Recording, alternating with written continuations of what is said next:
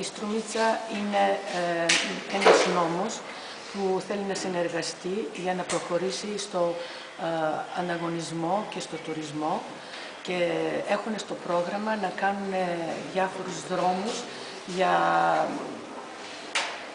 πρόοδο στο τουρισμό μέσα στο πρόγραμμα. Овој регион има многу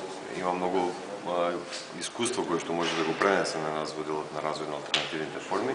Очекуваме дека една од во рамките на овој проект ќе здобиеме и некој искуство, значи за дополнителен развој на алтернативните форми на туризам во нашата држава. Η Στρούμιτσα σαν νόμος έχει πολύ πείρα στον alternative tourism και θέλει να κάνει ένα πιο μεγάλο πρόοδο στο σχέση με αυτό το τουρισμό. Инаку општина Струмица е лоцирана во југоисточниот дел на нашата држава.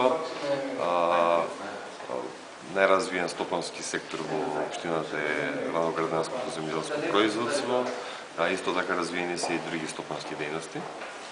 Η Στρούμιτσα βρίσκεται στο Φύρομ και είναι μια περιοχή που είναι αγροτική περιοχή της κράτους τους και θέλουν να έχουν πρόοδο και στο τουρισμό και να έχουν πρόοδο και στα άλλα θέματα από τον αγροτική.